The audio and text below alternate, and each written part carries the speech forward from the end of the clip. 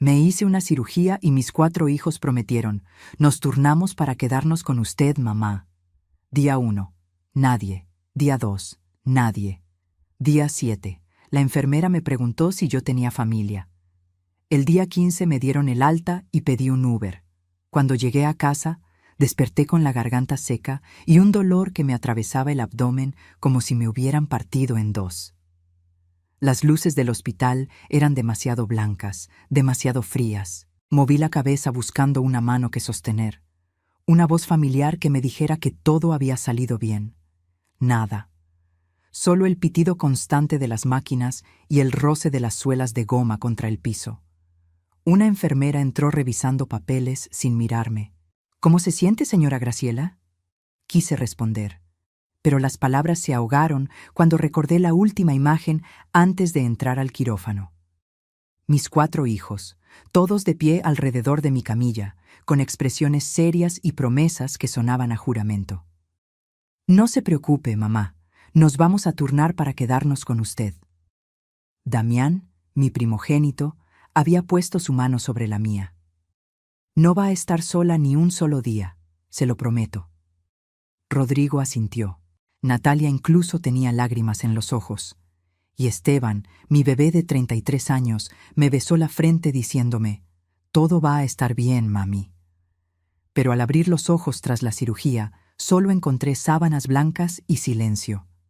Si esta historia te está removiendo algo por dentro, suscríbete al canal para más relatos que te harán reflexionar sobre la familia y la dignidad. El primer día pensé que llegarían tarde, que el tráfico de la Ciudad de México los había atrapado, que alguna emergencia los retuvo. Revisé mi teléfono cada 5 minutos. Nada. Ni una llamada. Solo mensajes fríos en el grupo familiar. «Perdón, mamá, surgió algo en el trabajo». «Disculpa, los niños están enfermos».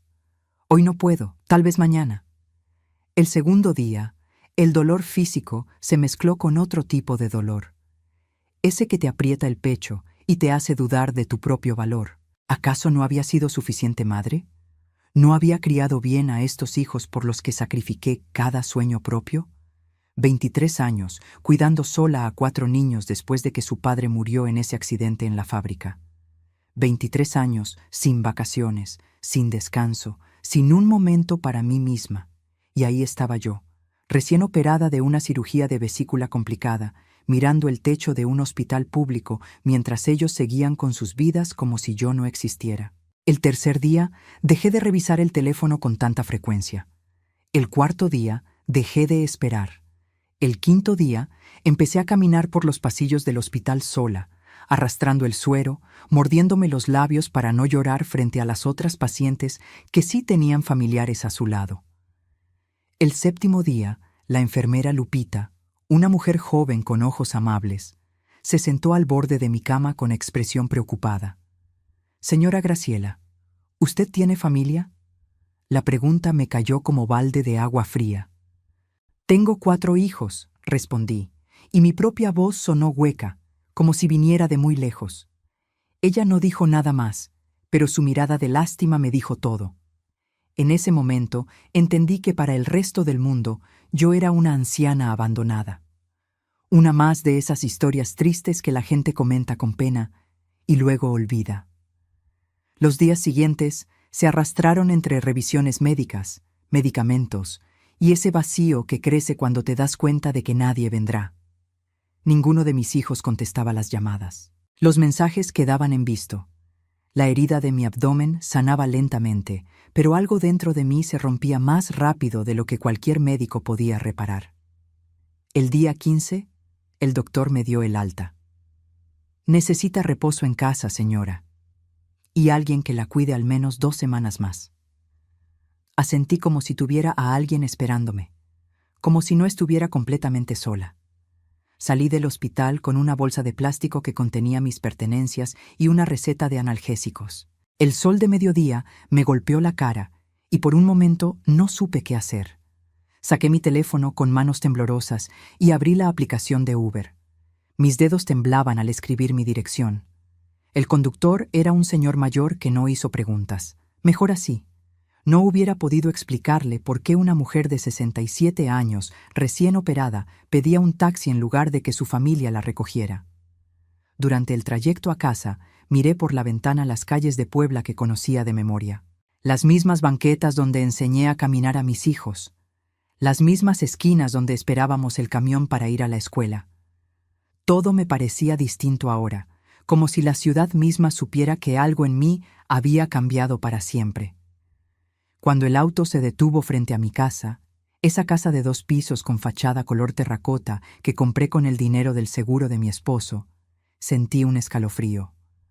La puerta principal estaba entreabierta. Bajé del coche despacio, adolorida, confundida. Yo había dejado todo bien cerrado antes de ir al hospital. Siempre era cuidadosa con eso. Empujé la puerta con el corazón acelerado, y lo que vi al entrar me quitó el aliento que me quedaba. ¿Qué encontró Graciela en su propia casa? La respuesta cambiará todo lo que creía saber sobre sus hijos. La sala estaba revuelta. No como cuando dejas las cosas fuera de lugar por descuido, sino como cuando alguien ha buscado algo con prisa y sin cuidado. Los cojines del sofá estaban torcidos, los cajones del mueble antiguo abiertos, papeles desperdigados por el suelo. Caminé despacio. Cada paso era una punzada en mi abdomen, cada respiración un esfuerzo. ¿Hola? Mi voz sonó ridícula en mi propia casa. Nadie respondió. Avancé hacia el comedor y ahí fue donde lo noté, el espacio vacío contra la pared. La vitrina de caoba ya no estaba. Esa vitrina que había pertenecido a mi abuela Socorro, que sobrevivió la revolución, que había cruzado 3 generaciones de mi familia. Mis piernas casi cedieron. Tuve que sostenerme del marco de la puerta para no caer. No podía ser real. Alguien había entrado a robarme mientras yo agonizaba en un hospital. Subí las escaleras aferrándome al barandal, ignorando el dolor que me gritaba que me detuviera. Necesitaba revisar mi recámara. Necesitaba saber si también se habían llevado lo único que realmente importaba.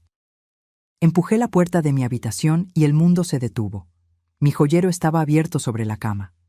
Las pocas joyas que tenía estaban ahí. Los aretes de fantasía, un collar de perlas falsas, una pulsera sin valor. Pero faltaba algo. Metí las manos temblando, revolviendo cada compartimento, aunque ya sabía la verdad. El anillo de oro de mi difunto esposo había desaparecido. No era un anillo costoso para otras personas, pero para mí valía más que toda la casa junta. Era el anillo que perteneció al abuelo de Roberto, que se pasó de padre a hijo durante 80 años, que mi esposo me puso en el dedo el día que cumplimos 15 años de casados, diciéndome: «Esto es lo único de valor que tengo y quiero que sea tuyo». Se lo había prometido en su lecho de muerte. «Lo voy a cuidar como cuidé de ti, mi amor». Y ahora no estaba. Me senté en la cama sin fuerzas, con la vista nublada. Fue entonces cuando lo vi. Un papel doblado sobre mi tocador, pegado al espejo con cinta adhesiva. Lo tomé con manos que ya no me respondían y lo desdoblé. La letra era de Damián. «Mamá, vendimos algunas cosas para pagar gastos. No te enojes. Eran solo objetos viejos que ya no usabas. El dinero se necesitaba más. Cuando te recuperes hablamos». Leí la nota 3 veces. 4, 5. Como si las palabras fueran a cambiar de significado. Como si fuera una pesadilla de la que estaba por despertar. Gastos, objetos viejos. Mi herencia familiar era objetos viejos para ellos. Los recuerdos de mi abuela, el último pedazo de mi esposo, todo reducido a mercancía vendible para solucionar sus gastos. Me miré en el espejo y casi no reconocí a la mujer que me devolvía la mirada. Tenía el rostro demacrado, ojeras profundas, el cabello gris completamente despeinado. Pero lo peor no era mi apariencia física. Lo peor era el vacío en mis ojos. La expresión de alguien que acaba de entender que ha sido traicionada por las personas que más amaba en el mundo. Tomé mi teléfono y marqué a Damián con dedos temblorosos. Contestó al tercer tono, su voz casual, casi alegre. «Mamá, ¿ya saliste del hospital? Pensábamos ir a verte mañana. ¿Dónde está el anillo de tu padre?» No grité. Mi voz salió fría, controlada, peligrosa. Hubo un silencio breve, luego un suspiro. Mamá, necesitábamos dinero. Celeste y yo tenemos deudas. El anillo nos dio 35,000 pesos. Eso es más útil que tenerlo guardado juntando polvo. 35,000 pesos. Vendieron 80 años de historia familiar por 35,000 pesos. ¿Y la vitrina de la abuela Socorro? Esa la vendió Rodrigo. Creo que sacó como 20,000. Mira, mamá, sé que estás sensible por la operación, pero no es para tanto. Son solo cosas. Nosotros somos tu familia. Nosotros importamos más que un anillo viejo o un mueble. Colgué. No podía seguir escuchando. Me dejé caer en la cama, abrazando mi abdomen adolorido, y por primera vez en 15 días lloré. Lloré por mi esposo, que había confiado en que yo cuidaría su legado. Lloré por mi abuela, que había protegido esa vitrina durante la guerra.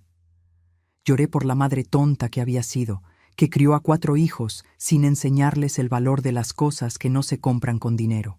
Pero sobre todo, lloré porque en ese momento comprendí algo aterrador. Si mis hijos habían sido capaces de vender mis recuerdos mientras yo estaba vulnerable en un hospital, ¿qué más serían capaces de hacer? El teléfono vibró. Un mensaje de Rodrigo en el chat familiar. Mamá ya salió del hospital. ¿Alguien puede pasar a ver cómo está? Natalia respondió. Yo no puedo. Tengo 1000 cosas. Esteban. Más tarde, tal vez. Damián. Ella ya está grande. Sabe cuidarse sola. Los leí todos. Cada palabra era una puñalada más certera que el bisturí del cirujano. Me quedé ahí sentada en mi cama, en mi casa saqueada, rodeada de espacios vacíos donde antes había amor y recuerdos, y supe que algo dentro de mí acababa de romperse de forma irreparable. Pero también supe algo más. No iba a quedarme como víctima llorando sobre lo perdido. Si mis hijos creían que podían tratarme como un estorbo del que podían aprovecharse, estaban a punto de conocer una versión de su madre que nunca habían imaginado. Lo que Graciela no sabía era que el robo del anillo era apenas el comienzo. Sus 4 hijos tenían un plan mucho más oscuro, y ella estaba a punto de descubrirlo. Pasé esa primera noche en casa sin dormir, mirando el techo, sintiendo cada puntada de la herida quirúrgica mezclarse con un dolor mucho peor. Al amanecer, tomé una decisión. Necesitaba entender qué estaba pasando realmente. Mis hijos no se habían convertido en ladrones de la noche a la mañana. Algo más grande estaba ocurriendo. Me levanté despacio, preparé café de olla como me enseñó mi madre. Necesitaba algo que me devolviera a mí misma. Y me senté a reconstruir mentalmente a cada uno de mis hijos. No como la madre ciega que había sido, sino como lo que debí ser siempre. Una mujer con los ojos bien abiertos. Damián. Mi primogénito de 42 años, el hijo en quien más había depositado mis esperanzas. Vendí hasta mi alianza de matrimonio para pagarle la universidad privada en administración. Él era el que iba a triunfar, el que nos iba a sacar adelante a todos, y lo logró, supuestamente. Tenía un trabajo estable en una empresa de logística, un auto reciente, una casa en una privada de clase media. Pero algo nunca cuadró. Siempre pedía dinero prestado. Siempre tenía una emergencia. Y estaba casado con Celeste. Celeste. Esa mujer de 38 años con uñas perfectas y bolsas de marca que yo sabía que no podían pagar. Siempre con una sonrisa plástica cuando me visitaba, siempre haciéndome preguntas que en su momento me parecían inocentes. Suegra, ¿esta casa ya está a nombre de alguien? ¿Tiene testamento? Ay, no es por nada, solo por prevenir. Las señales habían estado ahí todo el tiempo. Yo simplemente no quise verlas. Rodrigo era mi segundo hijo, 39 años, contador público. El obediente, el tranquilo, el que nunca causaba problemas. O eso creía yo. En realidad era el invisible, el que dejaba que su esposa Yanira tomara todas las decisiones. Yanira, una mujer de voz chillona y ambiciones grandes, que trabajaba en un banco y vivía obsesionada con progresar. Los había visitado hacía 2 meses y escuché sin querer una discusión. Necesitamos ese enganche para el departamento, Rodrigo. Tu mamá tiene esa casa enorme para ella sola. ¿No puedes hablar con ella? La voz de mi hijo fue apenas un murmullo. No es tan fácil. Entonces no sirves para nada, le había respondido ella. Recordar eso ahora me revolvió el estómago. Mi hijo era un cobarde, controlado por una mujer que lo despreciaba. Luego estaba Natalia, mi única hija, 36 años, la que siempre sintió que yo prefería a sus hermanos varones. No importaba cuánto intenté demostrarle lo contrario, ella cargaba ese rencor como una piedra al cuello. Había puesto un negocio de repostería que nunca despegó. La última vez que hablamos, hacía 3 semanas, me pidió 50,000 pesos prestados para invertir en equipo nuevo. Le dije que no tenía esa cantidad. Me colgó diciéndome, siempre fuiste tacaña conmigo, pero para Damián, todo. Y finalmente, Esteban, mi bebé de 33 años. El que nunca maduró porque yo nunca lo obligué. El que seguía viviendo de trabajos temporales, el que cambiaba de novia cada 6 meses, el que había estudiado 3 carreras sin terminar ninguna. Hace un mes vino a pedirme prestados 20,000 pesos por una emergencia médica. Le di 15,000 de mis ahorros, lo único que tenía para mis propias emergencias. 2 días después lo vi en Facebook, en un casino de Querétaro. No era una emergencia médica, era una deuda de juego. Todos mentían, todos necesitaban dinero, todos estaban desesperados. Y yo tenía algo que todos querían, una casa en una zona que se había revalorizado increíblemente en los últimos años. Un agente inmobiliario me había contactado hace 6 meses ofreciéndome 3,200,000 pesos por la propiedad. Yo ni siquiera consideré venderla. Esta era mi casa, el único lugar que era mío. Pero mis hijos sabían el valor. Claro que lo sabían. Terminé mi café sintiendo cómo las piezas del rompecabezas encajaban con claridad dolorosa. Las visitas casuales de los últimos meses. Las preguntas sobre documentos importantes. Damián preguntando dónde guardaba las escrituras. Rodrigo ofreciéndose a ayudarme a organizar mis papeles. Natalia diciendo que a mi edad ya debería planear las cosas por si me pasaba algo. Esteban preguntando si tenía testamento hecho. No eran visitas de hijos preocupados, eran visitas de reconocimiento. Estaban planeando algo, los 4. Y yo había sido demasiado ingenua o demasiado asustada de la soledad para verlo. Tomé mi teléfono y revisé el chat familiar. Había un mensaje nuevo de Celeste, dirigido a todos. Familia, creo que deberíamos reunirnos todos para hablar sobre mamá Graciela. Me preocupa que viva sola después de la operación. ¿Qué tal este domingo en mi casa? Los otros 3 respondieron rápido, demasiado rápido. Rodrigo. Perfecto. Natalia. Ahí estaré. Esteban. Sí, hay que hablar. Ni siquiera me habían preguntado a mí. Estaban organizando una reunión sobre mi vida, sobre mi futuro, y yo era apenas un tema de agenda. Sentí algo nuevo creciendo dentro de mí. No era tristeza, no era dolor. Era algo más peligroso, algo más frío.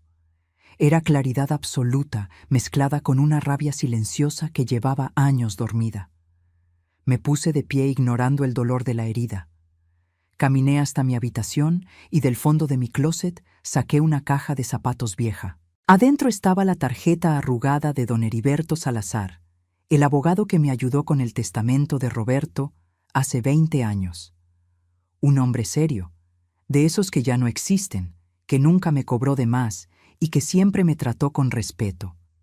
Era hora de hacer una llamada. Porque si mis 4 hijos querían jugar sucio, iban a descubrir que su madre no era la anciana indefensa que creían.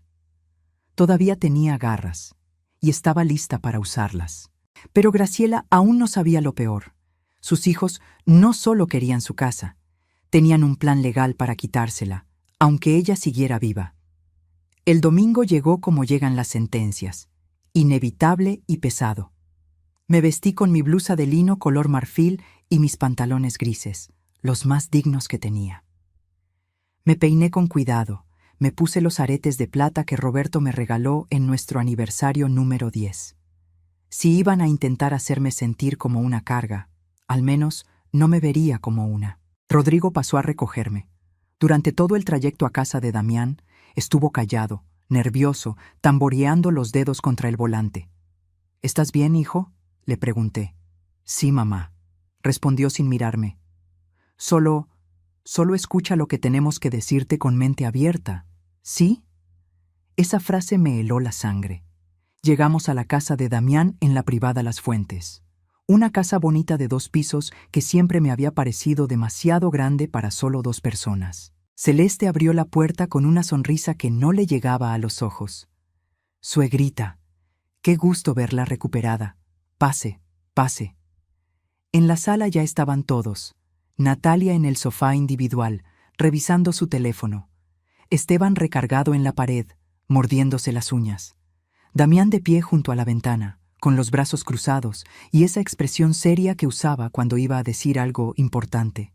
Celeste me guió hacia el sofá principal como si fuera una invitada de honor, o como si fuera la acusada en un juicio. ¿Quieren café? ¿Agua de Jamaica?, ofreció Celeste con esa dulzura falsa que ya me revolvía el estómago. Estoy bien, gracias. Se hizo un silencio incómodo. Los 4 se miraron entre sí como esperando que alguien más comenzara. Finalmente, Damián se aclaró la garganta. Mamá, te pedimos venir porque estamos preocupados por ti. Apreté las manos sobre mi regazo. ¿Preocupados? Sí, intervino Natalia sin levantar la vista del teléfono. Vives sola en esa casa enorme. Ya no eres joven. La cirugía demostró que en cualquier momento puede pasar algo.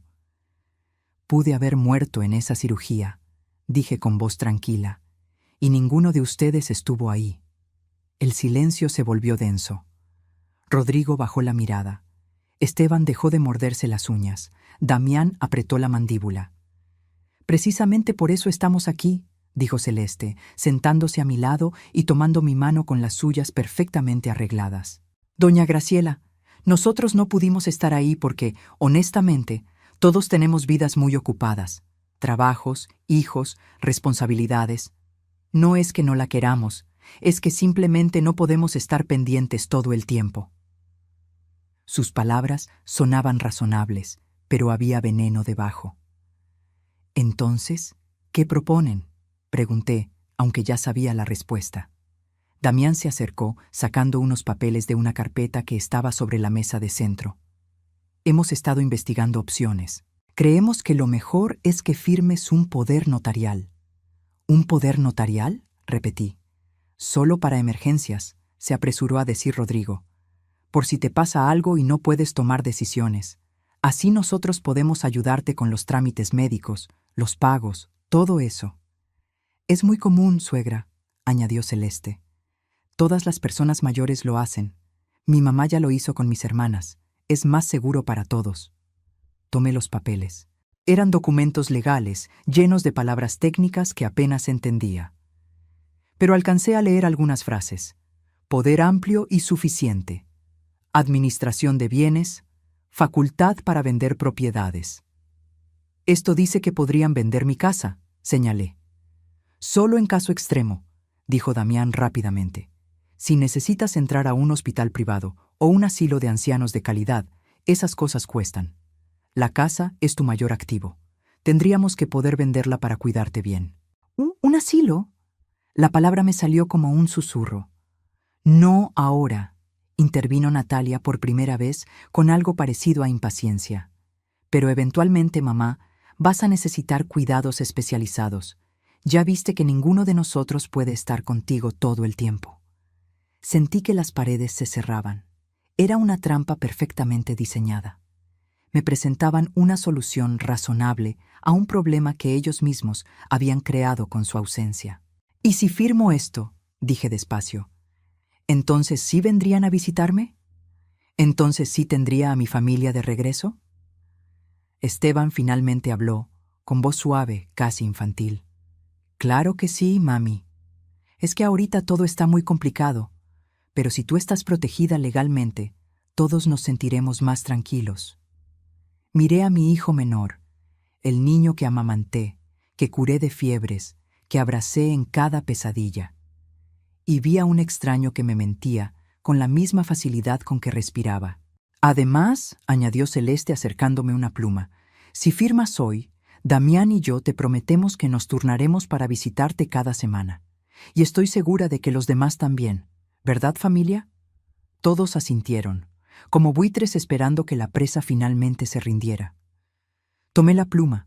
Vi cómo los ojos de todos brillaban con anticipación. Damián incluso sonrió. Acerqué la pluma al papel, y entonces recordé algo. Una tarde de lluvia, muchos años atrás. Roberto estaba enfermo, ya sabíamos que le quedaban pocos meses. Me tomó la mano y me dijo: Graciela, cuando yo me vaya, nuestros hijos van a querer que tomes decisiones rápidas. Van a presionarte. Por favor, prométeme algo. Nunca dejes que nadie te quite tu dignidad. Esta casa es tuya. Tu vida es tuya.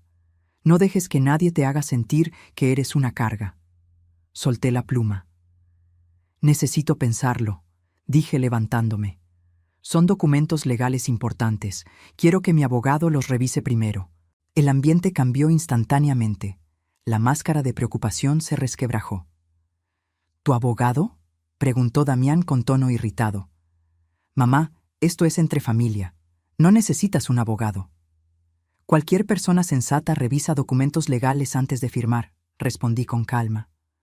¿O eso me enseñaste tú cuando estudiaste administración, no, Damián?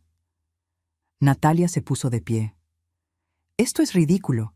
Te estamos ofreciendo ayuda y tú nos sales con desconfianza. No es desconfianza, mentí. Solo quiero estar segura de lo que estoy firmando. Celeste cambió de estrategia. Las lágrimas aparecieron de la nada. Doña Graciela, ¿no confía en nosotros? Somos su familia. ¿Cómo puede pensar que le haríamos daño? La miré fijamente. Confiaba en que estarían conmigo en el hospital. Ninguno vino. El golpe dio en el blanco. Todos bajaron la mirada. Entonces no hay nada más que hablar por hoy, dije caminando hacia la puerta. Rodrigo, ¿me llevas a casa o llamo un taxi? El trayecto de regreso fue tenso y silencioso. Cuando llegamos, Rodrigo finalmente habló. Mamá, de verdad solo queremos ayudar. Lo miré a los ojos. Rodrigo, si de verdad quisieras ayudar, hubieras estado en el hospital conmigo. No vendieras la vitrina de tu bisabuela por 20,000 pesos. Su rostro palideció. No dijo nada más. Entré a mi casa, cerré la puerta con seguro y me dejé caer en el sofá. Había ganado esta batalla, pero la guerra apenas comenzaba. Y ahora mis hijos sabían que no sería tan fácil manipularme. Lo que no sabía era que eso los haría más peligrosos. Graciela acababa de rechazar su trampa. Ahora sus hijos tendrían que recurrir a un plan aún más oscuro, uno que ella descubriría de la forma más dolorosa posible. El lunes por la mañana llamé a don Heriberto. Su secretaria me dijo que podía recibirme esa misma tarde. Es urgente, le dije, y lo era. Sentía que el tiempo se me escurría entre los dedos como arena. Pasé la mañana revisando cada rincón de mi casa, buscando más cosas que pudieran haber desaparecido. Encontré espacios vacíos que antes no había notado. Faltaban 2 figuras de plata que Roberto coleccionaba, un reloj de pared antiguo que perteneció a mi padre, incluso una mantilla de encaje que mi madre bordó a mano. No eran robos de extraños, eran saqueos familiares, cada pieza elegida por su valor de reventa. A las 4 de la tarde, tomé un taxi al despacho de don Heriberto en el centro de Puebla. Su oficina estaba en un edificio antiguo de la calle 5 de Mayo, con pisos de loseta hidráulica y ventanas altas que dejaban entrar la luz de la tarde. Todo en ese lugar respiraba permanencia y confianza. Don Heriberto tenía 72 años, cabello completamente blanco y unos lentes de pasta gruesa que le daban aspecto de búho sabio. Se levantó para saludarme y noté la preocupación genuina en su mirada cuando vio mi estado. Señora Graciela, siéntese por favor, se ve cansada. Acabo de salir del hospital, expliqué mientras me acomodaba en la silla de cuero frente a su escritorio. Cirugía de vesícula, pero no vine a hablar de eso. Le conté todo: el abandono, el robo de mis pertenencias, la reunión del domingo, los documentos de poder notarial. Mientras hablaba, don Heriberto tomaba notas con una pluma fuente, su expresión volviéndose cada vez más seria. Cuando terminé, se quitó los lentes y se frotó el puente de la nariz. Señora Graciela, lo que me cuenta es más grave de lo que imagina. ¿Trajo los documentos que querían que firmara? Los saqué de mi bolsa. Él los leyó con cuidado, página por página, y con cada línea su ceño se fruncía más. Esto no es un simple poder para emergencias médicas, dijo finalmente. Esto es un poder notarial amplísimo. Si hubiera firmado, sus hijos tendrían control total sobre todos sus bienes. Podrían vender su casa sin su consentimiento, vaciar sus cuentas bancarias, incluso internarla en una institución contra su voluntad. Sentí que el aire se me escapaba de los pulmones. ¿Pueden hacer eso? Con este documento sí, y lo peor es que está redactado de forma que parece inofensivo, pero los detalles técnicos son devastadores. Hizo una pausa. Señora Graciela, tengo que decirle algo más, y no será fácil de escuchar. Mi corazón se aceleró. ¿Qué cosa? Don Heriberto abrió un cajón de su escritorio y sacó una carpeta. Hace 2 meses, su hijo Damián vino a este despacho. No me reconoció porque quien lo atendió fue mi socia, la licenciada Morales. Él vino a hacer consultas sobre herencias en vida, sobre cómo una persona mayor podría transferir propiedades a sus hijos, sobre el proceso para declarar a alguien legalmente incapaz. El mundo se inclinó bajo mis pies. ¿Incapaz? Sí. Preguntó específicamente qué se necesitaba para que un juez declarara a una persona incapaz de administrar sus propios bienes por cuestiones de salud mental o física. Don Heriberto abrió la carpeta y me mostró las notas. La licenciada Morales le explicó el proceso. Se necesitan evaluaciones médicas, declaraciones de familiares, pruebas de que la persona no puede tomar decisiones por sí misma. Pero yo estoy perfectamente bien de la cabeza, dije, aunque mi voz temblaba.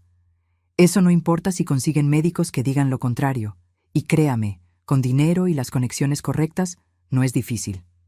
Se inclinó hacia adelante. Señora Graciela, sus hijos no solo quieren su casa, están planeando quitarle su autonomía completa. Me quedé en silencio, procesando. Todo encajaba con una claridad aterradora. La reunión del domingo no era solo para convencerme de firmar. Era el primer paso de un plan más grande. Si no firmaba voluntariamente, buscarían otra manera. ¿Qué más averiguó?, pregunté, porque algo en la expresión de don Heriberto me decía que había más. Él dudó, pero finalmente continuó. Hice algunas llamadas. Tengo contactos en bancos, en juzgados. No es ético, pero usted es mi clienta y me preocupa su bienestar. Sacó más papeles. Su hijo Esteban tiene deudas registradas en el buró de crédito por 180,000 pesos, principalmente con casas de apuestas en línea y préstamos personales con intereses altísimos. 180,000 pesos. Mi hijo menor estaba hundido hasta el cuello. Natalia, continuó don Heriberto, tiene un negocio de repostería que está técnicamente en quiebra. Debe 3 meses de renta de su local, tiene proveedores sin pagar y una demanda pendiente de Hacienda por evasión fiscal. Estamos hablando de unos 250,000 pesos en deudas totales. Cada cifra era una puñalada. Rodrigo y su esposa Yanira solicitaron un crédito hipotecario hace un mes para comprar un departamento en una zona nueva de la ciudad. El banco se los aprobó condicionado a que dieran un enganche de 400,000 pesos. No lo tienen. Ya se comprometieron con el vendedor y si no pagan en 3 semanas, pierden un anticipo de 50,000 pesos que ya dieron. Y Damián, dije con voz hueca, sabiendo que lo peor vendría al final. Don Heriberto asintió gravemente. Damián y Celeste tienen deudas de tarjetas de crédito por 300,000 pesos, pagos atrasados de su auto, y hace 6 meses pidieron un préstamo a una financiera de esas irregulares, de las que cobran el doble si no pagas a tiempo. Deben 120,000 pesos y los intereses están corriendo. Hice los cálculos mentales. Entre los 4, mis hijos debían más de 1.000.000 de pesos. Y mi casa valía 3.200.000. Todos necesitan dinero urgentemente, murmuré. Todos están desesperados. Exactamente. Y usted es su solución. Don Heriberto cerró la carpeta. Señora Graciela, entiendo que son sus hijos. Entiendo que esto debe doler de una manera que no puedo imaginar. Pero necesita protegerse. Ya. ¿Qué me recomienda? Primero, cambiar su testamento inmediatamente. Segundo, actualizar los beneficiarios de cualquier cuenta bancaria o seguro. Tercero, considerar vender la casa y mudarse a un lugar donde ellos no la encuentren fácilmente. No voy a huir de mis propios hijos, dije con firmeza sorprendente. Esta es mi casa. La compré con el dinero del seguro de Roberto. La mantuve trabajando de costurera durante años. Es mía. Entonces tenemos que ser más astutos que ellos. Don Heriberto se reclinó en su silla, pensativo. ¿Tiene a alguien en quien confíe? ¿Alguien fuera de sus hijos? Pensé en mi sobrina Leonor, la hija de mi hermana Magdalena, que murió de cáncer hace 7 años. Leonor había sido como una hija para mí. Trabajaba como enfermera, era madre soltera de 2 niños, y siempre, siempre me había tratado con respeto y cariño. Me visitaba cada mes sin falta, me llamaba cada semana solo para saber cómo estaba. Mi sobrina Leonor, dije, ¿confía en ella completamente? Con mi vida. Bien, entonces vamos a hacer lo siguiente. Don Heriberto empezó a escribir. Vamos a crear un nuevo testamento donde Leonor sea la principal beneficiaria de la casa. También vamos a establecer un fideicomiso con instrucciones claras. Si alguien intenta declararte incapaz o internarte contra tu voluntad, automáticamente todo pasa a Leonor y a una fundación benéfica que tú elijas. ¿Una fundación? Para ancianos abandonados. Será su legado, señora Graciela, y será la mejor venganza, que sus hijos sepan que su avaricia no solo les costó su herencia, sino que ayudó a personas que ellos trataron de crear. Por primera vez en días, algo parecido a una sonrisa tocó mis labios. Me gusta esa idea.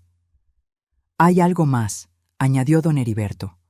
Sus hijos van a intentar algo pronto. Están desesperados. Necesitamos estar preparados. Necesitamos evidencia de sus verdaderas intenciones. ¿Cómo? Dejándolos creer que tienen ventaja. Se quitó los lentes y me miró fijamente. Señora Graciela, ¿estaría dispuesta a actuar? Lo que don Heriberto le propuso a Graciela era arriesgado. Pero era la única manera de descubrir hasta dónde estaban dispuestos a llegar sus propios hijos. Salí del despacho de don Heriberto con un plan, pero también con un peso en el pecho que apenas me dejaba respirar. Tenía que actuar como si nada hubiera cambiado, como si siguiera siendo la madre ingenua y confiada de siempre. Pero por dentro, algo se había endurecido, algo que nunca volvería a ser blando. Los siguientes días fueron extraños. Mis hijos me llamaban más seguido, pero no para preguntar cómo estaba. Era para pasar a visitarme, para ayudarme con cosas de la casa, para seguir presionando sutilmente sobre los documentos. Yo los recibía con té y galletas, fingiendo que consideraba su propuesta, diciéndoles que necesitaba más tiempo. El viernes por la tarde estaba en la cocina preparando arroz, cuando escuché mi teléfono vibrar sobre la mesa. Era una llamada entrante de Damián. No contesté a tiempo, pero no colgó. La llamada seguía activa. Entonces escuché voces, muchas voces. Mi hijo había llamado sin querer, o el teléfono se había activado en su bolsillo. Lo que fuera, ahora podía escuchar todo. «Estás siendo necia», era la voz de Damián, clara y frustrada. Ya van 2 semanas desde la reunión y sigue con que su abogado tiene que revisar los papeles. «Tu mamá nunca fue tonta del todo», respondió Celeste. «Por eso hay que cambiar de estrategia». Me quedé paralizada con el teléfono pegado a la oreja. Estaban en altavoz. Podía escuchar el eco de un lugar cerrado, probablemente el auto de Damián. «¿Y qué propones?», era la voz de Rodrigo. «Lo que te dije la semana pasada», respondió otra voz femenina. «Yanira». Si no firma por las buenas, la declaramos incapaz. Conseguimos un psiquiatra que certifique que tiene demencia senil, que no puede vivir sola. ¿Y cómo vamos a hacer eso?, preguntó Esteban. Mamá está bien de la cabeza. No importa, dijo Damián con tono frío, práctico. Rodrigo, tu amigo Octavio es psiquiatra, ¿no? El que te debe ese favor. Sí, pero... pues úsalo. Que vaya a evaluar a mamá, que diga en su reporte que tiene deterioro cognitivo severo, que es un peligro para sí misma. Con eso y las firmas de los 4, un juez firma la incapacidad en una semana. Mi mano empezó a temblar tanto que casi dejó caer el teléfono. ¿Y luego qué?, preguntó Natalia. Por primera vez, su voz sonaba insegura. ¿De verdad vamos a internarla en un asilo? No es un asilo, es una residencia, corrigió Celeste con tono paciente, como si le hablara a una niña. Hay unas muy decentes por 30,000 pesos al mes. La internamos ahí, vendemos la casa, pagamos nuestras deudas y le dejamos un fondo para que esté cuidada. Todos ganamos. Ella nos va a odiar, murmuró Natalia. Ya nos odia, soltó Esteban con una risa amarga. Desde que se dio cuenta de lo del anillo y la vitrina. ¿Vieron cómo nos miró el domingo? Como si fuéramos basura. Pues lo arreglamos nosotros, dijo Damián. Miren, esa casa nos pertenece más a nosotros que a ella. Nosotros crecimos ahí. Nosotros tenemos familias, hijos, futuros. Ella ya vivió su vida, ya tuvo su tiempo. Ahora nos toca a nosotros. Las palabras me golpearon como puños. Ya vivió su vida. Como si yo fuera un trámite terminado, un ciclo completo que ya no servía para nada. Además, continuó Celeste, seamos honestos. Ella vive en esa casa enorme completamente sola. Es un desperdicio. Nosotros le daremos mejor uso a ese dinero. Damián y yo podemos salir de deudas y finalmente invertir en el negocio que queremos. Rodrigo y Yanira compran su departamento. Natalia salva su repostería. ¿Y Esteban? Yo puedo pagar lo que debo y empezar de cero, terminó mi hijo menor con voz de súplica, como pidiendo aprobación. Exacto, dijo Damián. Es una solución donde todos ganamos. Mamá estará cuidada en un lugar profesional y nosotros finalmente podemos vivir tranquilos. ¿Y si se resiste?, preguntó Rodrigo. Ella es terca cuando se lo propone. Hubo una pausa larga. Después, la voz de Damián sonó más baja, más siniestra.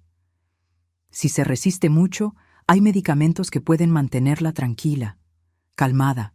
El psiquiatra puede recetarle algo para su ansiedad, que la tenga más manejable. ¿Estás hablando de drogarla? La voz de Natalia subió de tono. Estoy hablando de medicarla apropiadamente para su condición, respondió Damián con tono profesional, como si fuera lo más normal del mundo. Es lo que se hace en estos casos. Silencio. Un silencio donde ninguno de mis otros 3 hijos objetó. Ninguno dijo que eso estaba mal. Ninguno defendió a su madre. ¿Cuándo lo hacemos?, preguntó Yanira.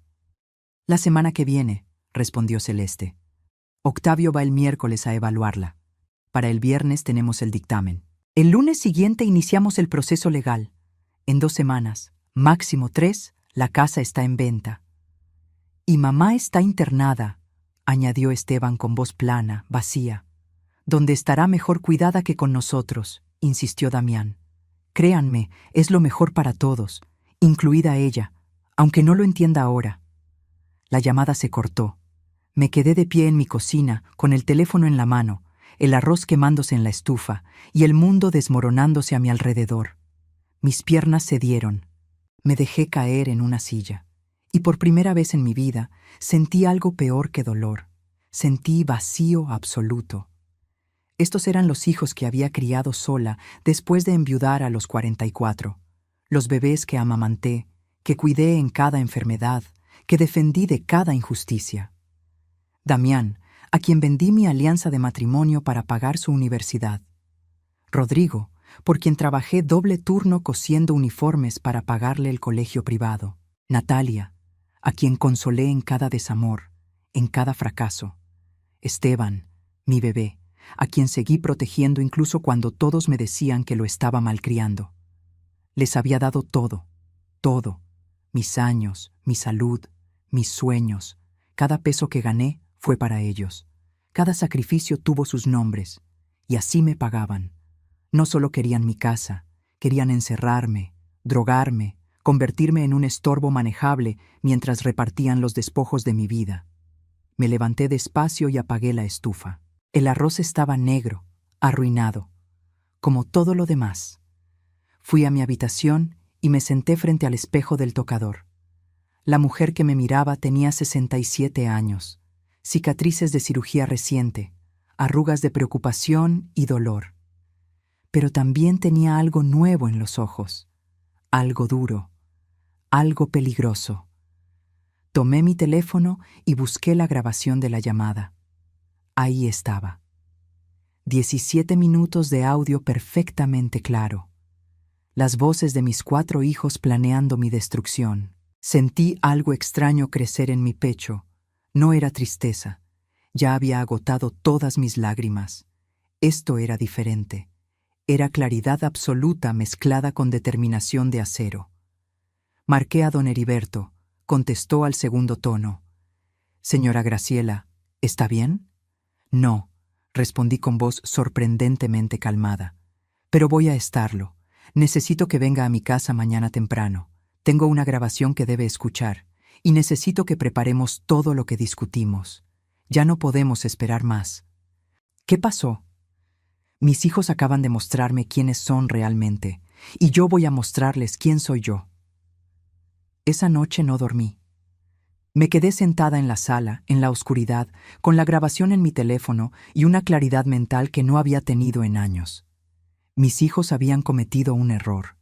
Creyeron que era débil. Creyeron que mi amor de madre me haría ciega y obediente. Pero se olvidaron de algo importante. Antes de ser su madre, yo era Graciela Mendoza. La mujer que sobrevivió a la pobreza. La que crió 4 hijos sola. La que convirtió dolor en fortaleza una y otra vez. Si querían guerra, tendrían guerra, pero sería en mis términos, y esta vez ganaría yo. Graciela ya no era la víctima, ahora era la estratega, y su plan para recuperar su dignidad apenas estaba comenzando. Don Heriberto llegó a mi casa a las 8 de la mañana del sábado. Traía consigo a la licenciada Morales, su socia, una mujer de unos 50 años con mirada inteligente y modales directos que me cayeron bien de inmediato. Les serví café y pan dulce que había comprado temprano en la panadería de Don Chuy. Necesitaba mantener las apariencias de normalidad. Luego puse el teléfono sobre la mesa y reproduje la grabación. Vi cómo sus expresiones cambiaban conforme escuchaban. Don Heriberto apretaba la mandíbula.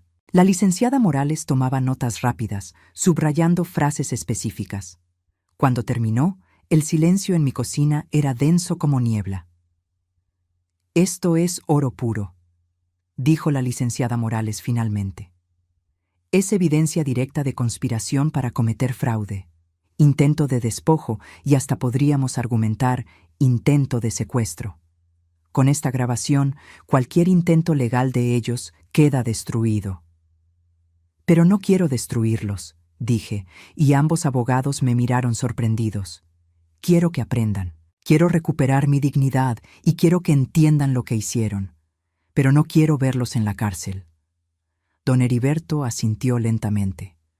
«Entonces necesitamos un plan más sutil, más devastador emocionalmente que legalmente». «Exactamente», dije. «Quiero que sientan lo que yo sentí. Quiero que pierdan lo que creyeron ganado. Y quiero que sea por sus propias acciones, no por las mías». Durante las siguientes 2 horas diseñamos el plan. Era arriesgado, requería que yo actuara de forma convincente, pero era perfecto. Haría que mis hijos revelaran su verdadera naturaleza ante testigos, ante autoridades, ante ellos mismos. «¿Está segura de que puede hacer esto?», preguntó la licenciada Morales. «Va a requerir que actúe como si estuviera perdiendo la memoria, como si estuviera confundida. Va a ser doloroso fingir debilidad». «He fingido estar bien durante semanas mientras me desangraba por dentro», respondí. Puedo fingir estar mal durante unos días si eso me devuelve mi vida. Firmamos los nuevos documentos ese mismo día. El testamento quedó modificado. La casa iría a Leonor y una parte sustancial a una fundación que crearíamos para ancianos abandonados por sus familias. Los beneficiarios de mis cuentas bancarias cambiaron. Todo quedó protegido, blindado legalmente. Ahora viene lo difícil, dijo don Heriberto. Tiene que llamar a sus hijos y actuar como si algo estuviera mal. Tiene que plantarles la semilla de que su plan está funcionando. Esa tarde llamé a Damián. Dejé que el teléfono sonara varias veces antes de contestar, como si me costara trabajo encontrarlo. «Bueno», dije con voz ligeramente confundida. «¿Mamá? Soy Damián». «¿Damián? Ah, sí, hijo. ¿Cómo estás?» Hice una pausa. «Perdón, ¿ya habíamos hablado hoy?» Silencio del otro lado. Podía sentir sus engranajes mentales girando. «No, mamá, no hemos hablado. ¿Estás bien?» Sí, estoy bien. Solo que no recuerdo si tomé mi medicina esta mañana. Dejé las pastillas en algún lado y no las encuentro». Dejé salir una risa nerviosa. La verdad es que últimamente olvido muchas cosas. El otro día no recordaba dónde guardé las escrituras de la casa. Qué tontería, ¿verdad? Otro silencio. Este más largo, más calculador. ¿Las escrituras? ¿Las de la casa? Sí, esas. Las necesitaba para... Bueno, ya ni recuerdo para qué las necesitaba. Suspiré. Ay, hijo, creo que tienes razón. Tal vez sí necesito ayuda con estas cosas. Vivir sola está siendo más difícil de lo que pensaba. Mamá. La voz de Damián cambió. Se volvió más suave, más interesada. ¿Quieres que vaya a verte?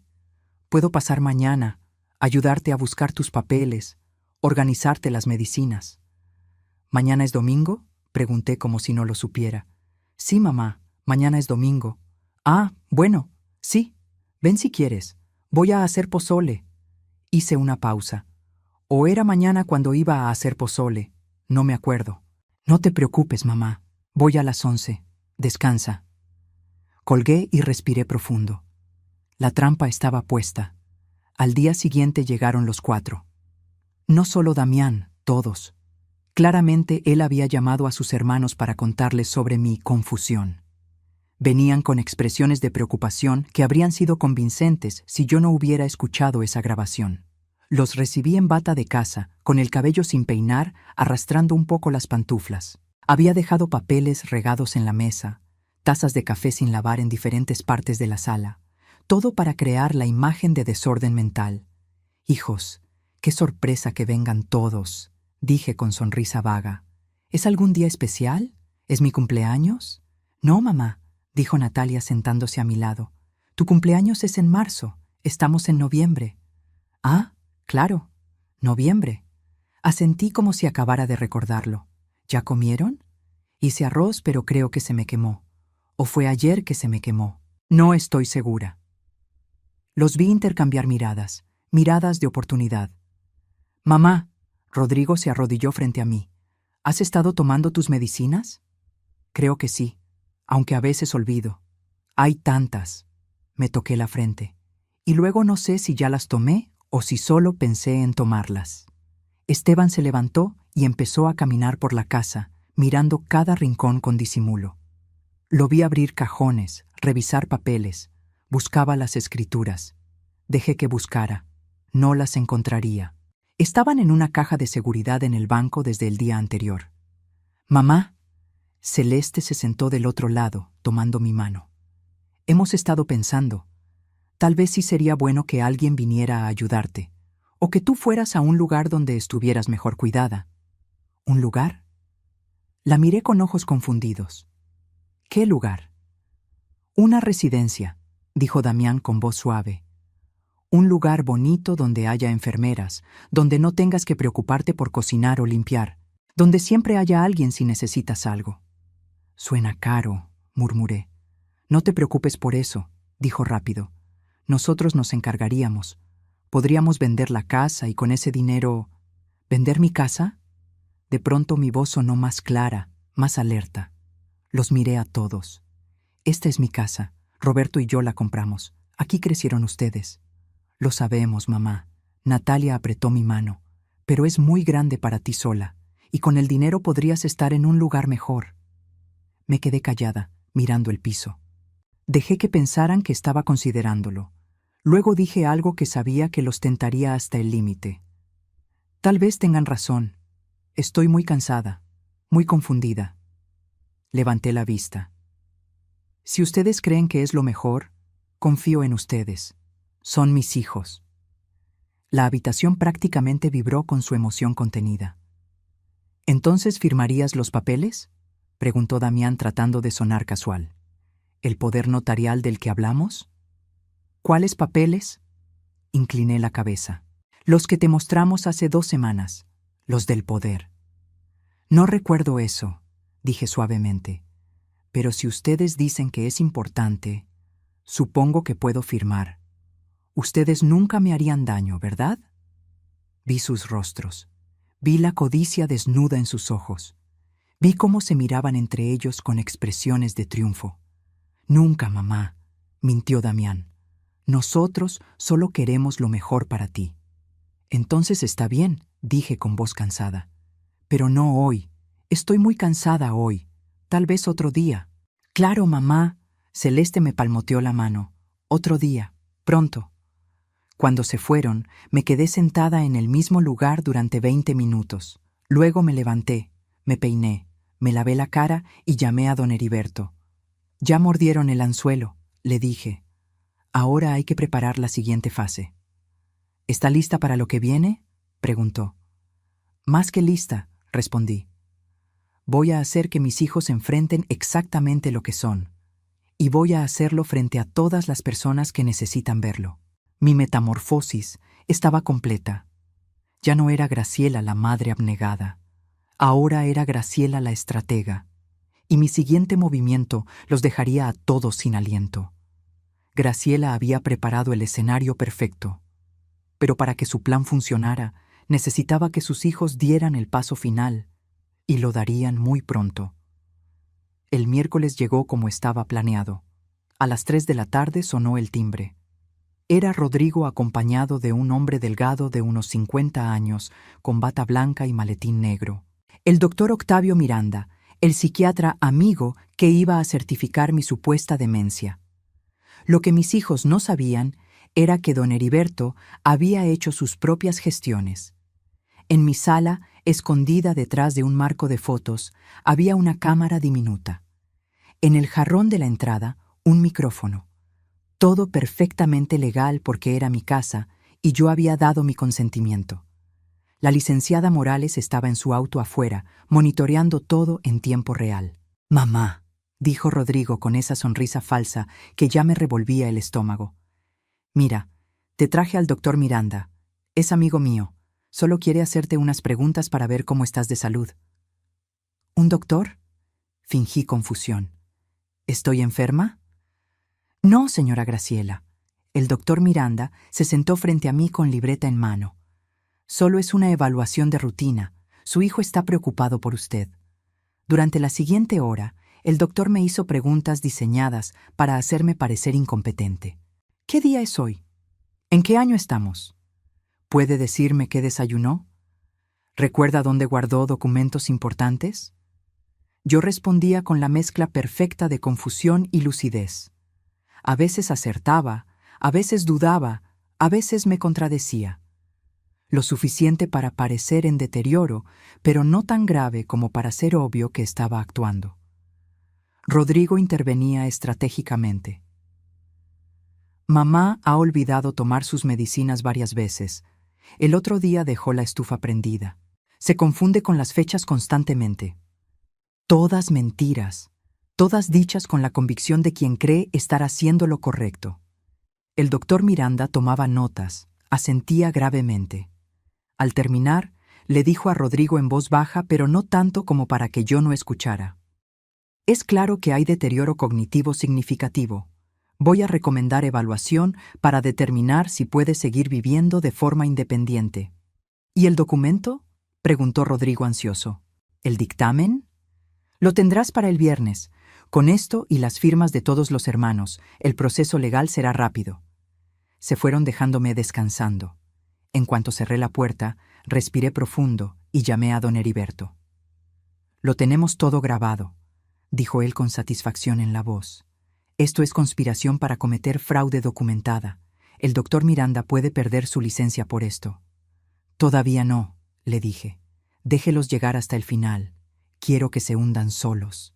El viernes, como anticipado, Damián me llamó para organizar una reunión familiar urgente para el domingo. «Es importante, mamá. Vamos a hablar sobre tu futuro». Su voz era miel envenenada. «¿Mi futuro?», pregunté con voz pequeña. «Sí, mamá, para que estés mejor cuidada. Te queremos». El domingo llegaron todos a las 11 de la mañana, pero esta vez no venían solos. Damián traía una carpeta gruesa con documentos. Celeste traía folletos de residencias para adultos mayores. Todos vestían formal, como si fuera una ocasión especial. Lo que no sabían era que yo también había invitado a algunos otros. Los recibí en la sala, sentada en mi sofá favorito, con la misma bata de casa y expresión confundida de días anteriores. «Hijos, qué bonito que vengan todos. ¿Es Navidad?» «No, mamá», dijo Natalia sentándose. «Es noviembre todavía. Recuerda que hablamos de esto». Damián abrió su carpeta. «Mamá, trajimos los papeles que necesitas firmar. Es para tu protección». «Rodrigo te explicó que el doctor vino a verte, ¿verdad?» «¿Un doctor?», parpadeé. «Creo que sí. Creo que vino alguien». «Sí, mamá». Rodrigo se acercó. «Y él dice que necesitas ayuda, que ya no puedes vivir sola, así que vamos a ayudarte». «Encontramos un lugar hermoso». Celeste puso los folletos frente a mí. «Mira, tiene jardines, enfermeras las 24 horas, actividades. Vas a estar muy bien ahí». Tomé los folletos con manos temblorosas. Eran de un asilo de ancianos barato en las afueras de la ciudad. Nada de los 30,000 pesos al mes que habían mencionado en su conversación. Este costaba 9,000. Ni siquiera iban a gastar en internarme decentemente. «¿Me van a llevar a vivir ahí?», pregunté con voz quebrada. «Es lo mejor», dijo Esteban, sin poder mirarme a los ojos. «Ahí vas a estar cuidada». «¿Y mi casa?» «Nosotros nos encargaremos de la casa». Damián puso los documentos frente a mí. «Por eso necesitas firmar esto. Es un poder para que podamos vender la casa y administrar el dinero para pagar tu residencia». «Pero yo quiero mi casa», dije, y dejé que mi voz temblara. «Esta es mi casa. Aquí vivo con Roberto». Hubo un silencio incómodo. Natalia se aclaró la garganta. «Mamá, papá murió hace 23 años». «¿Murió?». Abrí los ojos grandes. «¿Cuándo?». «Perfecto. Los tenía justo donde los quería». Vi sus expresiones, mezcla de lástima falsa e impaciencia real. Creían que había ganado. «Mamá», Damián puso la pluma en mi mano. «Firma aquí. Nosotros cuidaremos todo. Confía en nosotros». Tomé la pluma. Acerqué el papel. Vi cómo todos contenían la respiración, y entonces sonó el timbre. Todos se tensaron. «¿Esperas a alguien, mamá?», preguntó Celeste con molestia apenas contenida. «No lo sé», dije con confusión genuina en este caso. ¿Esperaba a alguien? Rodrigo fue a abrir la puerta, y su cara palideció cuando vio quién estaba ahí. Don Heriberto entró primero, con su portafolio de cuero y su expresión seria. Detrás de él venía la licenciada Morales, y detrás de ella, mi sobrina Leonor, con lágrimas en los ojos pero la mandíbula apretada. «¿Qué está pasando aquí?», preguntó don Heriberto con voz que retumbó en la sala. «¿Y usted quién es?». Damián se puso de pie, su postura defensiva. «Soy Heriberto Salazar, abogado de la señora Graciela Mendoza, y esta reunión se terminó». «Esto es un asunto familiar», dijo Celeste. «No tiene nada que ver con usted. Tiene todo que ver conmigo cuando están intentando cometer fraude contra mi clienta», respondió la licenciada Morales, sacando su propia carpeta. «Tenemos documentado cada paso de su plan para despojar a la señora Graciela de sus bienes mediante engaños y falsificación de documentos médicos». El color abandonó las caras de mis 4 hijos. No sé de qué habla, tartamudeó Damián. ¿No? Don Heriberto sacó su teléfono. Tal vez esto les refresque la memoria. Y reprodujo la grabación. Esa llamada del viernes pasado donde planeaban todo. Declararme incapaz, drogarme si era necesario, vender mi casa, internarme en el asilo más barato. Sus propias voces llenaron la sala. Cada palabra, cada plan, cada traición en audio perfectamente claro. Vi cómo la realidad los golpeaba. Rodrigo se dejó caer en una silla. Natalia se cubrió la boca. Esteban miraba el piso como si quisiera que se lo tragara. Celeste y Yanira se miraron entre sí con pánico. Y Damián, mi hijo mayor, en quien más había confiado, apretó los puños con furia impotente. Eso fue una conversación privada, logró decir. Que tu madre escuchó, respondí, y mi voz ya no era la de una anciana confundida. Era clara, fuerte, firme. Llamaste sin querer, Damián, y escuché cada palabra de tu plan para destruirme. Me puse de pie despacio. Ya no arrastraba los pies. Ya no temblaba. Los miré a cada uno, uno por uno. Ustedes creyeron que era una vieja tonta, continué. Creyeron que podían manipularme, robarme, encerrarme. Creyeron que mi amor de madre me haría ciega. Mamá. Rodrigo intentó hablar. No.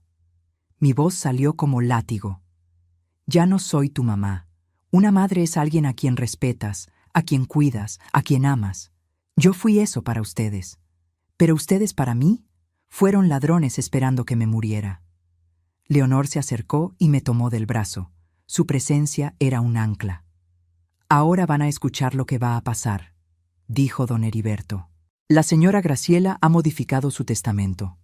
Esta casa, junto con un porcentaje importante de sus bienes, irá a su sobrina Leonor y a una fundación para ancianos abandonados. Una fundación que llevará el nombre de su difunto esposo, Roberto Mendoza. «No pueden hacer eso», gritó Celeste. «Somos su familia». «Ustedes dejaron de ser familia el día que la abandonaron en el hospital», respondió la licenciada Morales con frialdad. «Pero hay más.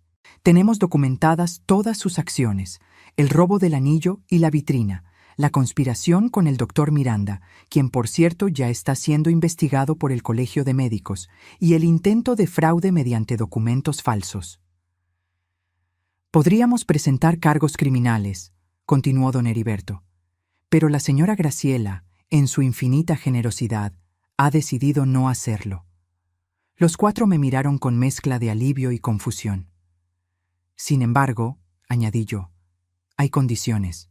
Las condiciones que Graciela estaba a punto de imponer cambiarían todo, y sus hijos finalmente entenderían el precio real de la traición». El silencio en mi sala era tan denso que podía cortarse con cuchillo. Mis 4 hijos me miraban como si me vieran por primera vez. Y tal vez era cierto, porque la mujer que tenían frente a ellos ya no era la madre sumisa que conocieron. «Siéntense», ordené. No fue una sugerencia, fue una orden, y obedecieron como niños asustados. Leonor se quedó de pie a mi lado, su mano todavía en mi brazo.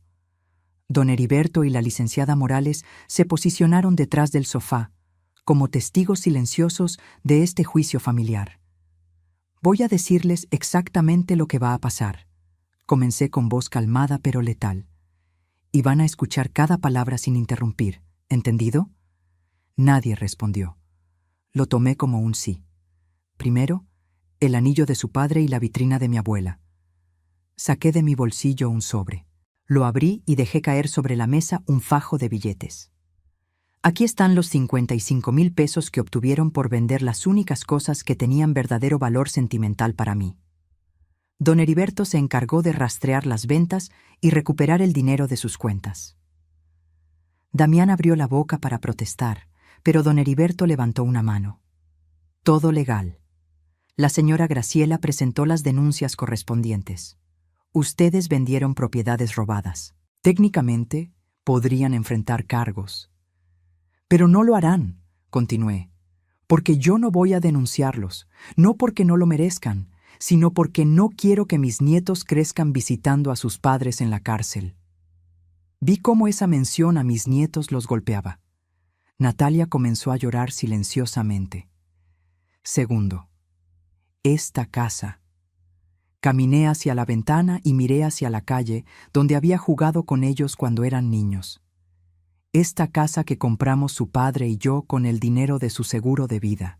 Esta casa que mantuve trabajando hasta que me sangraban los dedos de tanto coser. Esta casa donde los crié a los 4. Esta casa ya no será de ustedes. Mamá, por favor, empezó Esteban. Mi testamento, lo interrumpí, establece claramente que al morir, el 60% del valor de esta casa irá para Leonor, quien ha sido más hija para mí en estos últimos años que ninguno de ustedes. El 40% restante irá a la Fundación Roberto Mendoza para ancianos abandonados. Damián se puso de pie de golpe. Eso es injusto. Nosotros somos tus hijos biológicos. Siéntate, Damián. Mi voz cortó el aire. Porque todavía no termino. Se sentó despacio, la rabia contorsionándole el rostro. Además de eso, saqué otro papel de mi bolsillo. Don Heriberto preparó un documento muy interesante. Se llama Declaración de Intención Vital. En él establezco que si en algún momento alguien intenta declararme incapaz sin mi consentimiento, o internarme contra mi voluntad, o administrar mis bienes sin una orden judicial debidamente fundamentada, automáticamente se activa una cláusula. Todo, absolutamente todo, pasa de inmediato a Leonor y a la Fundación. Ustedes quedan fuera completamente, sin un peso, sin nada. La licenciada Morales agregó: este documento está registrado ante notario y tiene copias en 3 instituciones bancarias diferentes. Es impugnable solo con mi muerte o con evidencia médica de múltiples especialistas independientes. El doctor Miranda ya no podrá ayudarlos. Su dictamen quedó inválido cuando documentamos su conspiración. Rodrigo tenía la cabeza entre las manos. Yanira lloraba. Celeste miraba a Damián como culpándolo por todo. Natalia sollozaba sin consuelo. Esteban parecía un niño perdido. Tercero, continué, y mi voz se quebró ligeramente aquí porque esta parte dolía incluso a mí. Sus nietos, mis nietos. Levanté la vista y los miré directamente. Sebastián tiene 8 años, Valeria tiene 6, los mellizos de Rodrigo tienen 5 y Andrea, la hija de Natalia, tiene 4. Nombrarlos me costó, porque a ellos sí los amaba sin condiciones. Ellos no tienen culpa de lo que ustedes hicieron. Así que he creado un fideicomiso educativo para cada uno, 200,000 pesos por niño, que recibirán cuando cumplan 18 años, exclusivamente para educación universitaria. Vi sorpresa en sus rostros. No esperaban eso. Ese dinero, aclaré, viene de mis ahorros de toda la vida, del trabajo que ustedes creyeron que no valía nada, y lo recibirán directamente ellos, sin pasar por ustedes, ni un peso. Mamá. Natalia intentó hablar entre lágrimas. No. Levanté mi mano. Ustedes tuvieron su oportunidad de hablar cuando planeaban drogarme, cuando decidieron que yo ya había vivido suficiente. Ahora me toca a mí. Caminé de regreso al centro de la sala y los enfrenté a todos. Cuarto, el doctor Octavio Miranda. Ya presentamos una queja formal ante el Colegio de Psiquiatras. Su evaluación falsa está siendo investigada. Probablemente pierda su licencia. Y ustedes, miré específicamente a Rodrigo, van a tener que explicarle a tu amigo por qué lo involucraste en un fraude. Rodrigo palideció aún más. Quinto, los documentos que trajeron hoy para que yo firmara. Don Heriberto los tomó de la mesa. Quedaron anulados en el momento en que reprodujimos la grabación. Son evidencia de intento de fraude. Los guardamos por si algún día deciden intentar algo similar. Hice una pausa. Respiré profundo. Lo que venía era lo más difícil. Y sexto, ustedes. Los miré uno por uno. Mi primogénito que vendió mi pasado por 35,000 pesos. Mi segundo hijo, que fue demasiado cobarde para defender a su madre. Mi única hija que confundió mi amor con preferencia y convirtió resentimiento en venganza. Mi hijo menor que nunca maduró y ahora pagaba el precio. Yo los amé con cada fibra de mi ser, dije, y las lágrimas comenzaron a rodar por mis mejillas. Les di todo, mi juventud, mi salud, mis sueños. Cuando su padre murió y me quedé sola con 4 niños menores de 19 años, pude haberme rendido. Pude haber buscado quien me mantuviera. Pero no lo hice porque ustedes eran mi mundo. Mi voz se quebró, pero continué. Trabajé turnos dobles. Vendí hasta mi alianza de matrimonio. Cosí hasta que mis dedos sangraban. Me salté comidas para que ustedes comieran. Usé ropa vieja para que ustedes tuvieran uniforme nuevo. Y cuando crecieron y formaron sus familias, seguí dándoles. Dinero para enganches, para emergencias, para sus negocios. Nunca les dije que no cuando necesitaban algo. Damián tenía lágrimas en los ojos ahora. Todos las tenían. Y cuando finalmente yo los necesité, cuando estuve en ese hospital enfrentando una cirugía que pudo matarme, ninguno de ustedes apareció. Ni uno solo. Mi voz subió de volumen. Me abandonaron en el momento más vulnerable de mi vida. Y luego, mientras yo me recuperaba sola, entraron a mi casa y me robaron. Vendieron los únicos recuerdos tangibles que me quedaban de las personas que amé. Lo sentimos, sollozó Natalia. ¿Lo sienten? Mi risa fue amarga. ¿Sienten haberlo hecho o sienten que los atrapé? Nadie respondió. La respuesta estaba clara en sus caras avergonzadas. Esto es lo que va a pasar ahora, dije con firmeza recuperada. Pueden seguir siendo parte de mi vida o pueden irse, pero si se quedan, será bajo mis términos. Nada de visitas falsas buscando oportunidades, nada de preguntas sobre dinero o herencias, nada de manipulaciones. Saqué el último documento de mi bolsillo. Don Heriberto preparó un acuerdo. Si quieren tener alguna relación conmigo de ahora en adelante, lo firman. En él se comprometen a respetar mis decisiones, a no intentar manipularme o controlarme, y a aceptar que mi testamento y mis bienes son asunto mío y de nadie más. ¿Y si no firmamos?, preguntó Damián con voz ronca. Lo miré directo a los ojos. Entonces no vuelven a poner un pie en esta casa, no vuelven a llamarme, y cuando yo muera se enterarán por el periódico. El peso de esas palabras cayó sobre ellos como lápida. Tienen una semana para decidir, dije. Don Heriberto les enviará copias del acuerdo. Si firman, podemos intentar reconstruir algo.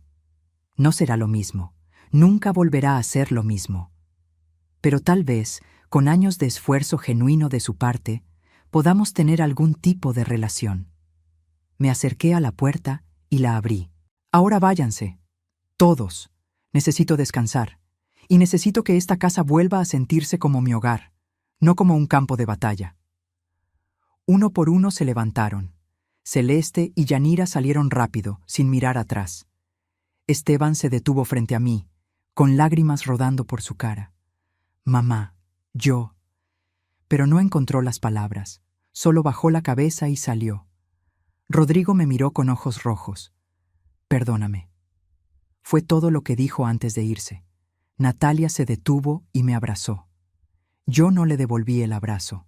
Toda mi vida creí que no me querías, susurró. Y ahora entiendo que siempre me quisiste. Fui yo quien no supo verlo. La solté suavemente. Tienes una semana, Natalia. Damián fue el último, mi primogénito, el niño en quien deposité tantas esperanzas. Se paró frente a mí con el orgullo destrozado. Creí que estaba haciendo lo correcto, dijo con voz quebrada. Creí que te estaba protegiendo. No, Damián, respondí con cansancio infinito.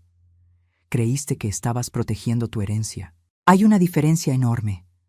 Se fue sin decir más. Cerré la puerta y me apoyé contra ella. Las lágrimas que había contenido finalmente salieron. Leonor me abrazó mientras yo lloraba. Lo hiciste bien, tía, susurró. Fue lo correcto.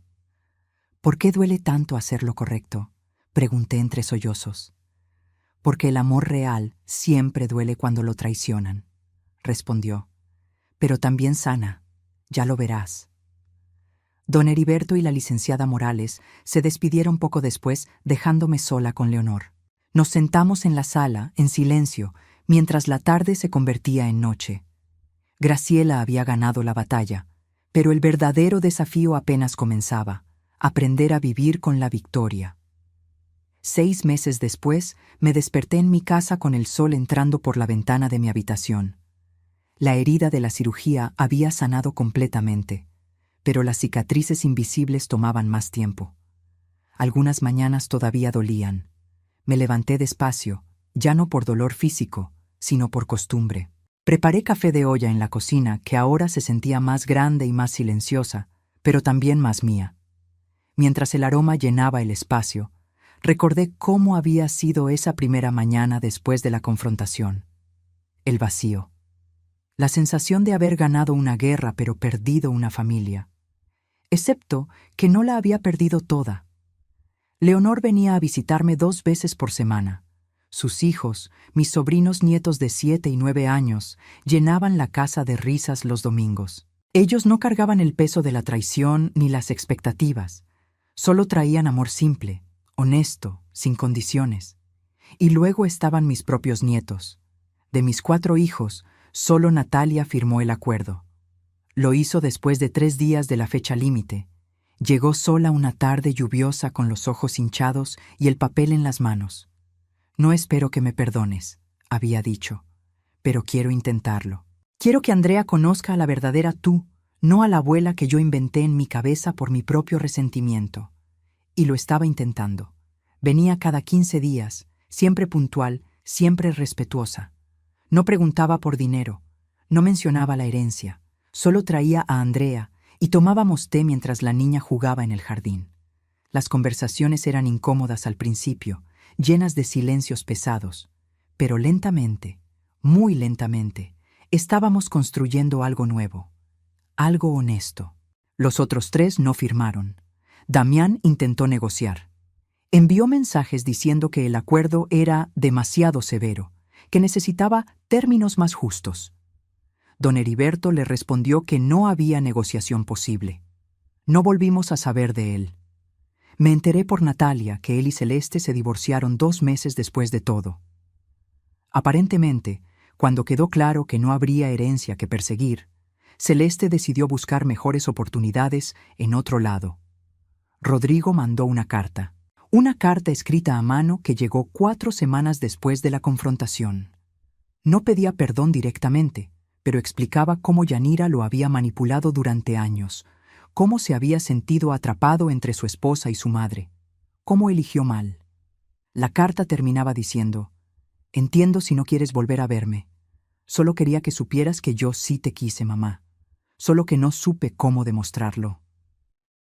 No firmó el acuerdo, pero tampoco volvió a pedir nada. Existíamos en un limbo mutuo de respeto distante. Esteban simplemente desapareció. Natalia me contó que había huido a Guadalajara para escapar de sus acreedores.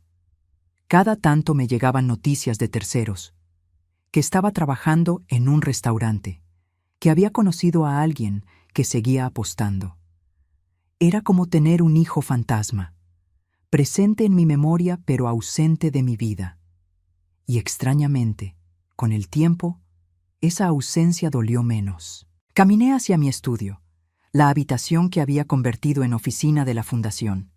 Sobre el escritorio había pilas de solicitudes, cartas de agradecimiento, fotografías de ancianos que ahora recibían ayuda gracias a la Fundación Roberto Mendoza. Habíamos ayudado a 17 personas en estos 6 meses, ancianos abandonados en hospitales sin familia, abuelos desalojados de sus propias casas por hijos codiciosos, personas de la tercera edad que necesitaban apoyo legal para proteger sus bienes. Cada historia era un espejo de la mía, y cada vez que ayudábamos a alguien, sentía que la traición de mis hijos adquiría un significado más grande. Su egoísmo había sembrado semillas de protección para otros. Leonor manejaba la parte administrativa de la fundación con eficiencia y corazón. Don Heriberto ofrecía servicios legales pro bono 2 días al mes. La licenciada Morales daba talleres gratuitos sobre protección patrimonial para adultos mayores. Yo, con mi experiencia de primera mano, hablaba con cada persona que llegaba buscando ayuda. Les contaba mi historia, les mostraba que sobrevivir era posible, que recuperar la dignidad era posible, y por primera vez en décadas sentía que mi vida tenía propósito más allá de ser madre. El timbre sonó sacándome de mis pensamientos.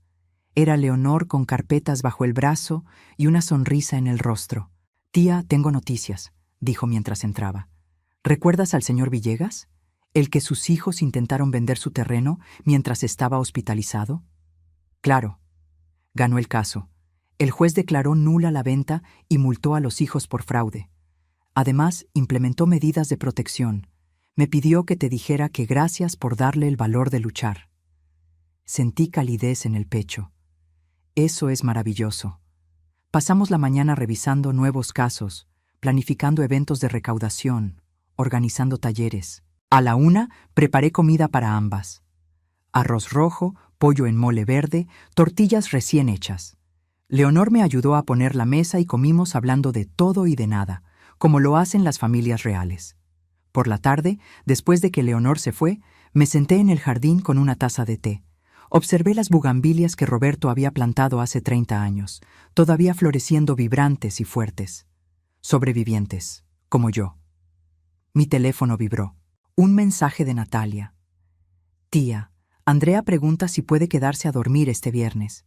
Quiere que le enseñes a hacer las galletas de nuez que tanto le gustan». Respondí. «Claro, dile que compro los ingredientes». Otro mensaje, este de un número desconocido. «Señora Graciela, soy Mariana Torres.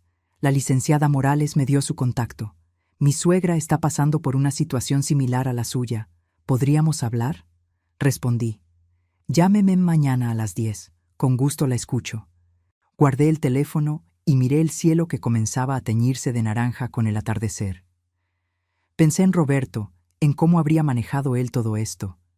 Probablemente con menos teatro y más directa acción legal. Pero creo que estaría orgulloso de mí de todas formas. Orgulloso de que finalmente aprendí a no dejar que nadie me quitara mi dignidad. Pensé en mis hijos, en el amor que sentí por ellos cuando nacieron, en los sacrificios que hice sin dudarlo, en las esperanzas que deposité en ellos. Todo eso había sido real. No era un error amar profundamente. El error fue amar sin límites, sin esperar reciprocidad, sin exigir respeto. Ahora entendía que el amor de madre no debía ser incondicional al punto de la autodestrucción, que poner límites no era dejar de amar, era amarse a una misma lo suficiente para no permitir el abuso. ¿Los extrañaba? Sí.